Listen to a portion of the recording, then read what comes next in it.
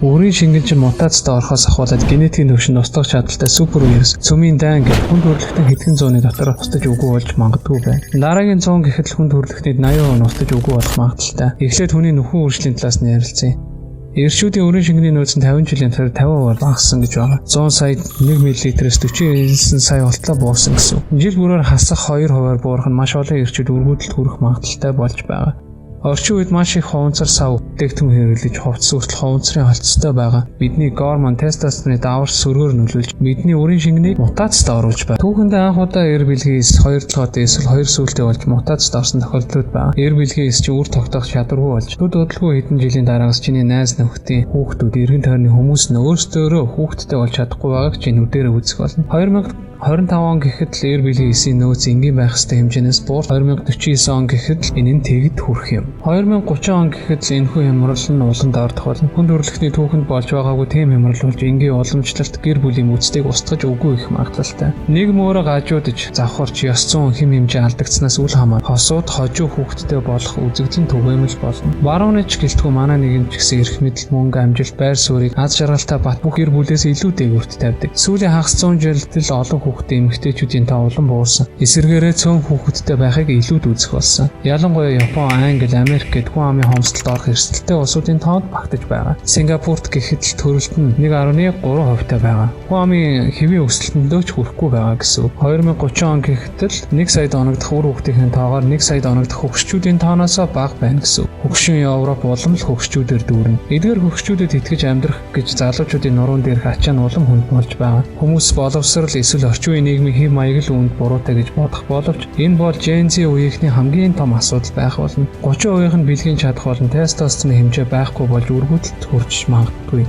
Эмэгтэй хүнтэй унтаж үзээгүй зандан эрчүүд ч олшрох боломжтой. Энэ бүхнийг бодит биш виртуал хиймэл орон зай 100 цэнгэл орлож болох. Энэ нь Gen Z үеийнхний тарих толгойг аль хэдийн бозралчихсан байна. Мэдээж энэ бол дөнгөж эхлэл. ChatGPT, хиймэл оюун ухаан гэд виртуал найз охин бол дараагийн түвшинд байх болно. Төгс бодит мэдрэмж өгөхийн төлөө тэдгээрийг сайжруулж хөгжүүлж байхад жинхэнэ хүмүүс хиймэл төсөөллийн эсрэг яаж өрсөлдөнө гэж онлайн болзаа гэх мэт зүйлсэн ч бүр ч илүү том асуудал. Эртээр үед өөрийн овог отогтой байсан 6 хүнтэй өрсөлддөг байсан бол орчин үед хар мянган хүмүүстэй онлайнаар өрсөлдөх хэрэг гарах нь. Болзааны хар захын хувьд энэ мэдээ гендрийн харьцааг доголдуулж байгаа. Өөрөөр хэлбэл 80% эзэлж байгаа эмэгтэйчүүд зөвхөн 20% эрчүүдтэй болцох боломжтой гэсэн. 2040 он гэхэд залуусын 50% эмэгтэй хүнтэй болцох боломжгүй болж байгаа гэж хэлэхэд буруудахгүй. Үүнээс болж үр хүүхэдтэй болж хүүхэд өсөх нь заримын хувьд дарамт үүсгэж байгаа гэсэн. Секс гэдэг бараг л ховор үзэгдэл болж магадгүй. Энэ бол ирээдүйд учирч болох аюултай технологи байгальгын гамшиг цөмийн дайны хажууд өчүүхэн нэг хэсэг нь билээ.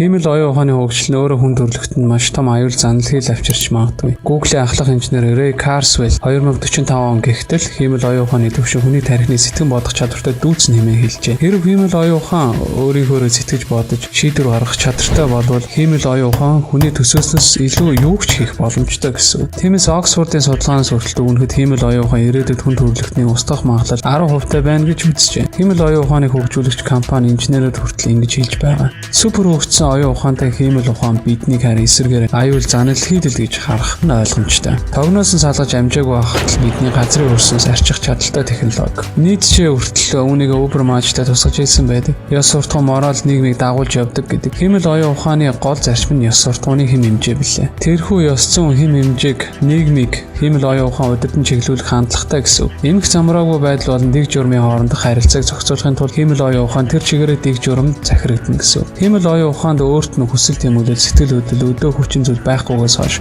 хүн төрөлхтнийг захирна гэдэг бараг л боломжгүй. Хиймэл оюун ухаан хүн төрөлхтнийг устгах магадлал нь дөнгөж 10% байгаа юм. Жинхэнэ аюул нь бидний нийгмийн хэрэгцээг хиймэл оюун ухаан хэрхэн орлож байгаа нь гол асуу. Аж үйлдвэрийн хувьсгал шиг маш олон хүмүүс амжиргаагаа залгуулж чадахгүй болно гэдэг хамгийн том эмгэнэл үлээ. Аж үйлдвэрийн хувьсгалтай зэрэгцсэн маш олон бослого, үүмэн самун бас дайны галыг өртсөн гэдэг. Хиймэл оюун ухааны хувьслаас болж маш олон салбарын хүмүүс ажилгүйдэлд хүрэх боломжтой. Тэдний ажлыг өөрсдөөс нь дутхгүй төгс төгөлдөр хийж чадна. Жолооч, банкер, эмч, хуульч гэдэг тэрбум гаруй хүмүүс ажилгүйчүүдийн игнэнд орох магадлалтай. Эндээс нийгэм гажуудж хүмүүс бослох тэмцэл дайн дажин өмнө сам үүсэх болно. Хиймэл оюун ухаан бол бидний санаа зовох ёстой гол асуудал нь биш билээ. Хүн төрөлхтөө өөрсдөө нийгмийнхээ дайсан. Үүнийхээ хор уршиг өдөр тутамдаа харж байдаг. Цэвэр усны хомсдолд орох бол энүүхэнд нүүрлж болох хамгийн том аюул. 2050 он гэгтэл дэлхий дээр 5 тэрбум гаруй хүн цэвэр усны хомсдолд орно гэсэн судалгаа бий. Далайн усыг цэвэршүүлэх эсвэл сэргээгдэх эрчим хүч гэх мэт шинэ шийдэл олохгүй бол байдал улам хэцүүднэ. Ялангуяа Бразил, Энэтхэг гэх мэт улсуудад маш том ган гачиг үүрлэх магадлалтай. Энэ газар тариалангийн салбарыг сүйтгэж олон сая хүнийг үлсгэлэн нэрвдүүлнэ. Үүнийг дагсан дайн дажны хөлд олон сая хүний цус урсгахыг хэн мэдлээ. Өнөөдөр тохиолдож буй энэ бүх гайхамшиг ирээд 2060 онууд гэхэд болох гайхамшиг ажил юу ч биш. Цэвэр ус ч яах вэ? Далай тэнгис хүртэл дараагийн зуунд өөрчлөгдөнө. Хүний гараар бий болсон хог хаягдлууд далайн усыг илүү хүчлэлэг болгож байгаа. Байгаль дэлхий өөрөө ховонцор хог хаягдaltaй живцгээсэн. Заг сагнуур болон үүний мас хэрэглэн далай тэнгисийн экосистемийг устгаж байгаа. Далайн залхах хэмээх энэхүү амьтан байгалийн бохирдолд өртдөггүй хортой усан дасан зохицож амьдрах чадвартай цорын ганц амьтан гэж байгаа. 2080 он гэгтэл далайд үлдсэн сүүлчийн амьтан болж ч магадгүй. Бид тэнгист маш их хэмжээний хортой хаягдал хаяснаас болж далайн амьтдын 70% нь хүчил төрөгч өгөхгүй устж үгүй болох магадлалтай. Дэлхийн ертөнд устж хүн төрөлхтөө үгүй болсон цагт энэ дэлхий дээр магадгүй амьдрах сүүлчийн амьтан далайн залхах байх. 2070 он гэгтэл жинхэнэ загас ховордож тансаг хэрэглээ болж үлдэх байх. Зөвхөн баячууд л үүнийг зоглож чаддаг болно. Энэ бүх том корпорац компани хүн төрөлхтний шунлаас болж дэлхийн ертөнц байгаль экосистем өөрөө сүрчиж магадгүй. Нийлхий байгаль цаг уурын өөрчлөлтөөс болж ойн төмөр ган гачиг газар хөдлөлт байгалийн гамшиг ойр ойрхон болж байгааг бид нүдээр үзэж байгаа. Байгалийн гамшиг цаг уурын өөрчлөлт 2080 онд одоогийнхоос 4 дахин илүү давтамжтай үзэгддэг болно. Яг л Библиэлд бичсэн шиг эсвэл Вангагийн зөвгнөл шиг гамшигыг хүн төрөлхтөн авсаж магадгүй.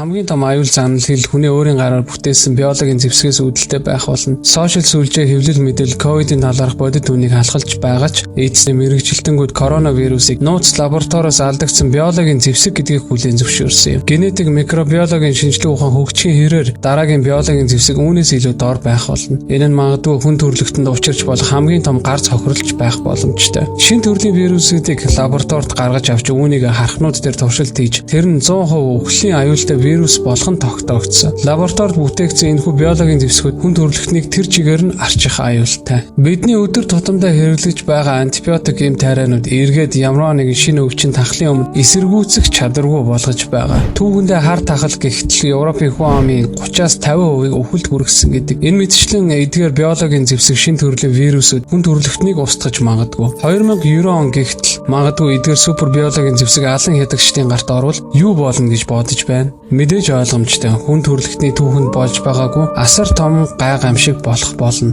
Бурхны авралаар хүн төрөлхтний энэ бүхнийг даваад гарлаач дайн дайчин мөргөлдөн өмнө самун дараагийн 100-д ч гэсэн хизээч төгсөхгүй. Өнгөрсөн 100-д бид өчтөчнөө дайн дайчин хийж олон сая хүний амийг авч удсан. Дараагийн дайн болоход илүү хор хөнөөлтөй орчин үеийн зэр зэвсгээр тулдах учраас гар цохирол нь үлэмж байх болно. Магадгүй цөмийн зэвсэг хүн төрөлхтнийг тэр чигээр нь арчихгүй байх. Цөмийн дэлбэрэлтээс илүү цөмийн өвөлд үүний дараах хор уршиг хүн төрөлхтнийг арчих бүрэн боломжтой. Цацраг эдвэрт өвөл, наргуу тэнгэр, хар бараан хортгийн өвөл гээд хөдөө аж ахуй, байгаль орчин гэсүйтгэж ургац хураалт гэж байхгүй болно. Энэ хар мянган хүмүүс хүнс, хоол хүнс, цэвэр усны нөөцгүй болж амьдрах нөхцөл нь боломжгүй болно гэсэн. Том том хотууд хөл хөдөлгөөнгүй болж эрчим хүчний хомсдолд орж, эрчим хүчгүй болж уух усны хүртэл хомсдно. Эндээс хүн төрөлхтөн мөхөл рүүгээ ирэх сүүлийн өдөр байх болно. Хэрвээ энэ бүхнээ аль нь ч болохгүй бол яана зүгээр нэг хар дарсан зүүд байгаасаа гэж та хүсэж байна уу?